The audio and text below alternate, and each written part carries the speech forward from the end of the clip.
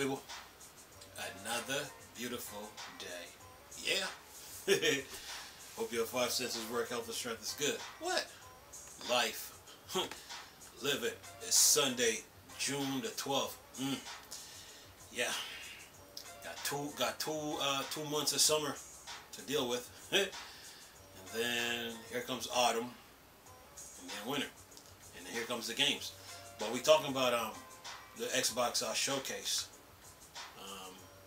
You know, when it comes to the Xbox Showcase, it's not how you start, it's how you finish. You know, starting off the show is good, but finishing it strong with your best games is the way you want to end it. And Xbox nailed it. Bethesda really stole the show though with Starfield. Based on the games that they were showing, you know, every game that they show, there's someone out there in the world, that game is for that person, whether you like it or not. You know, you might be looking for a certain game, but the game that you were looking for, you know, the showcase just showed it for the other person who likes it. So every game that they showed in the showcase, you know, is for someone out there that likes that type of game. But other than that, the Xbox Showcase was pretty good. And they showed off Ark Survival 2.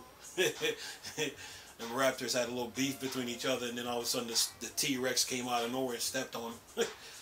They showed off Forza Horizon Motorsport with some major improvements. Remember when I was talking to you all about Forza Horizon 1 and 2 need a remake?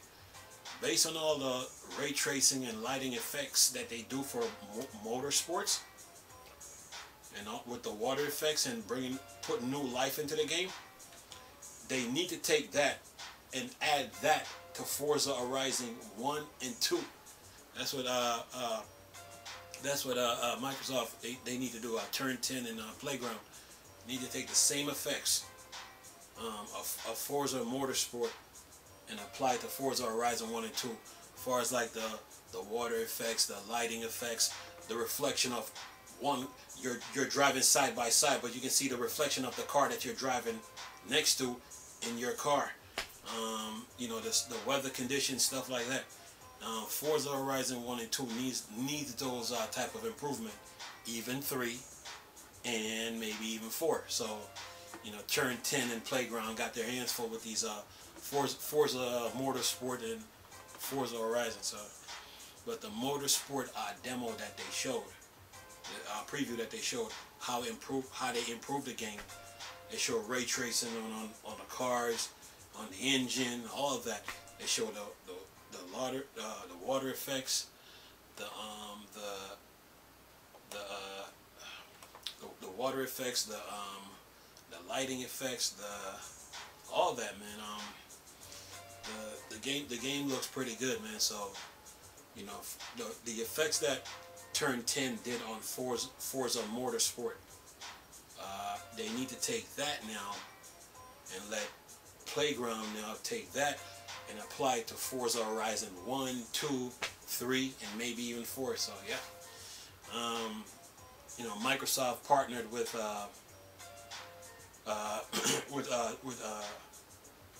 Kojima Productions, so they showed Kojima. In the back of my mind, I was thinking, oh man, they probably gonna show Metal Gear 6. That would have been crazy if that would have happened, man. If they would have showed it.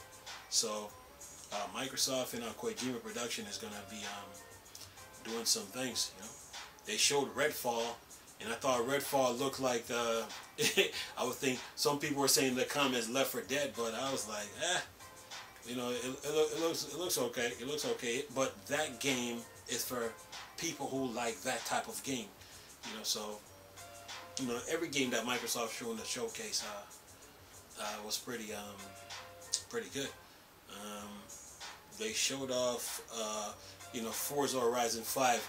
They took the Hot Wheels tracks, race tracks, and added to Forza Horizon 5. So that's like a DLC. So most people who play Forza Horizon know about how the updates, you know, like from the Stormy Island to Blizzard Mountain to all the different type of cards you can add, stuff like that. They showed Flight Simulator, and that game is beautiful, man. If you're into airplane and flying and traveling, then that game is for you. You know what I'm saying? So every game that Microsoft showed at the showcase was for a specific person who liked that type of specific game. So no knock on that person.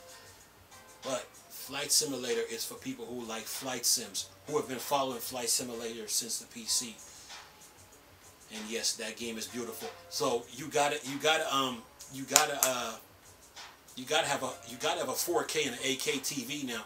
If you're not playing on a 4K and 8K TV, man, then you're not gaming, man. Because to show off the graphical capabilities of those games, those are the type of TVs you need to play on. So Flight Simulator, yeah, it's for people who like flight sims, man, and the environments and the landscapes and the cities and all the stuff you get to see in the planes, man.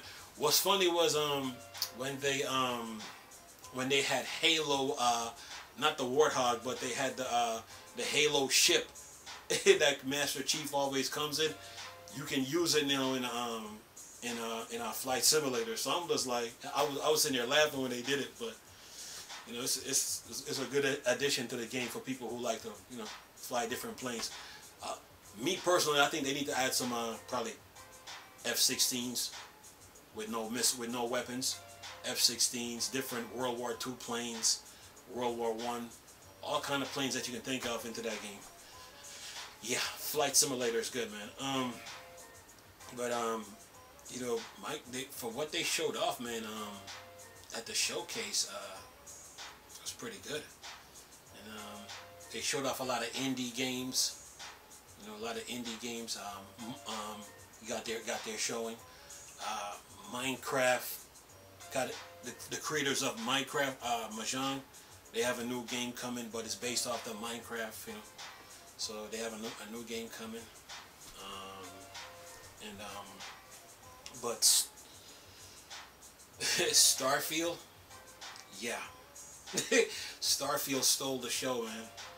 To me, Starfield is like Xenoblade Chronicle X meets Anthem, meets Destiny, meets Star Wars, meets Star Trek, meets The Sim, because it's like 5 games in one with a whole new set of features, man.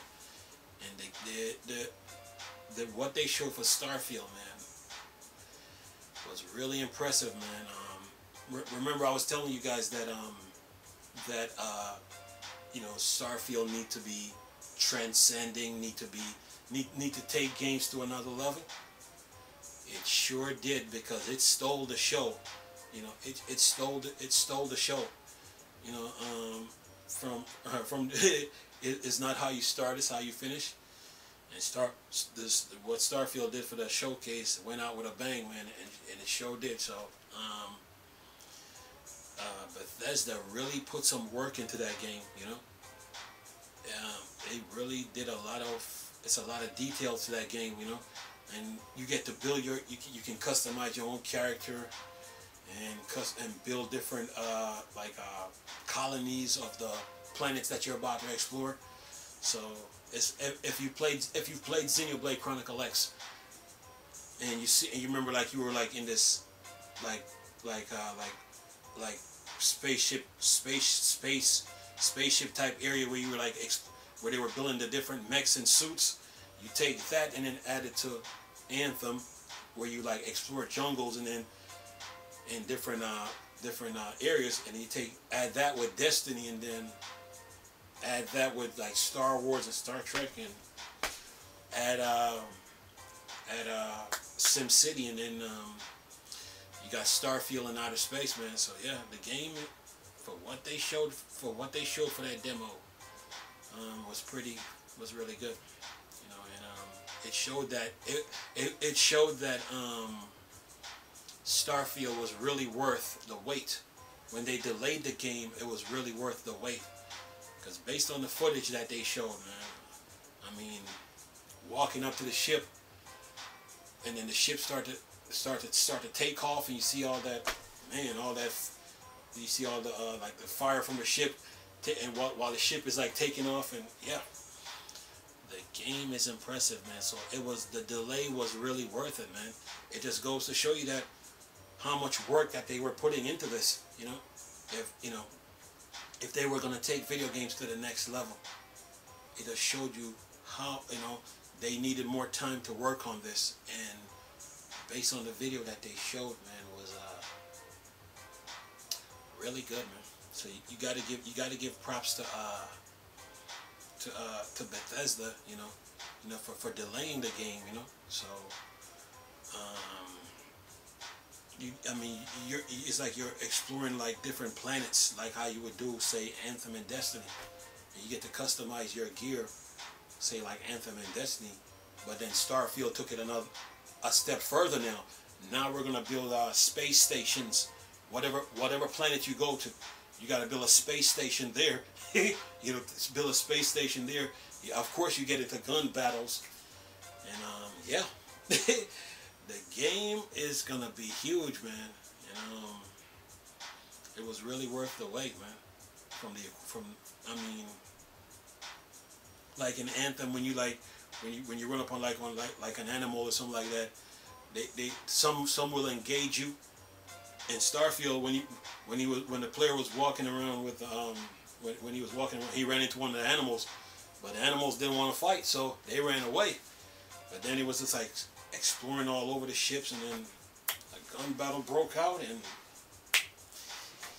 yeah, and then when you get into outer space, you into ship battles now, into ship battles, you can see the debris from the ship falling, and yeah. Starfield is definitely worth it. So that game is going to be big, man. It's going to be big. It's going to take gaming to another level, and like I told you, other developers are going to feed off of that, because other developers, even though they make space games on outer space, they need new ideas to keep them going. So Starfield is going to bring that to the table, and then everybody that makes a space shooter is going to feed a game that deal with outer space is going to feed off of it. So Starfield is like I told you guys, Starfield is food for other developers, man. Because other developers, even though they're making a lot of games with outer space, but they probably ran into a dead end or something, and they're trying to come up with something. They're trying to get a new idea of how far they can take. How far they can take space games that deal with outer space, and this is where Starfield comes in at. So a lot of developers are looking to, even though they're working on their own, they are looking forward to this game, man. And yeah, it's gonna be worth it, man. So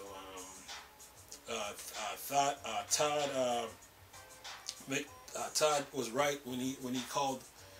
When they said they need to delay the game, the delay was really worth it, man. So the game stole the show, man. Based on all the footage that they just showed, it was just like, wow, it was really worth it. So on how Microsoft organized the showcase and lined up all the shows in order. They started it off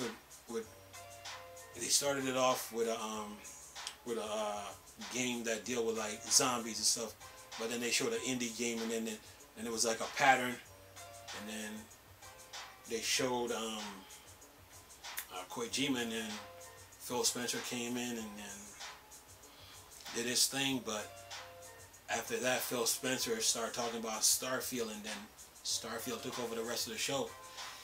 And based on what they showed, it was definitely worth the delay, and it's worth the wait, because it's taking games that deal with outer space to a whole new level. So now, when other developers now, when they start playing Starfield, and when they play it for the first time, it's gonna give them new ideas. Like, okay, we need to take, okay, we got some ideas now. Now we can take our game to where we need to take it. And yeah, it's going to be worth it, people. So yeah, Bethesda stole the show, man. Starfield stole the show, man. You know, I mean, Microsoft right now, they have a lot of games that they're working on. And some games that they're working on, they might not come out on the Series X, but they might come out on the next generations of Xbox because of how big they are, you know. If we're going to talk, say, Elder Scrolls 6, I don't think Elder Scrolls 6 is coming for the Series X. I seriously doubt it. Look at Gears of War. I don't think Gears of War is coming out on the Series X. I don't think so, because the developers, you know, because of how big the game is. I mean, of course they're gonna bring a new Forza Horizon, of course. Whatever game, you know, whatever game that they're working on, man. You know, some of those games might not be on the Series X. They might be on the next generations of Xbox. And what those games need is time, so they can be developed. You know, and most people that play if you've been playing video games as long as I have, you know that every time a console comes out, and based on the time it is out, and the amount of games you can put on it, every game that you put on it, they're bigger than the last one. They're bigger. The next game is always bigger than the last. So when it comes to games like, say, Elder Scrolls 6 or Gears or whatever games that they're working over at Xbox, Fable, all the other games that you can think of, these developers now, they need some time now, because these games now, they're big and they're open world, and you know, they need a lot of time to like really work these games out. So I mean, the Series X is gonna have their games. The Series X is gonna have its games. But some of those games that you saw on the Xbox Ones and probably the 360, some of those games probably won't make the Series X. They'll make the next generation of Xbox. So I don't think Elder Scrolls 6 is going to make it to the Series X, but probably on the next gen. But Starfield will fill the void. Will fill that void. Will fill that void for Elder Scrolls 6 until it's time to release the game. So delaying Starfield was a good thing, you know. So yeah. But other than that, man, the showcase was pretty good. It was really good. And it shows the amount of work that these developers are putting into these games, you know, to try to bring them to life so people can play them. And then on top of that, you got people dealing with the pandemic. So yeah, you're dealing with the pandemic. So yeah, the workspace has changed. So you got to give these developers time to make these games now. So right now, when it comes to these video games, it's not about how fast you make them. You know, it's all about how much time you put into them to create them, so they can be enjoyable, so people can play them. You know, so you got to be patient with these developers. But other than that, Starfield stole the show. I'm gonna leave the video link to the Xbox Showcase in the description box. But other than that, nice talking to you people again. Chris, still a Star Wars and Star Trek thing. But Dark Souls. Peace.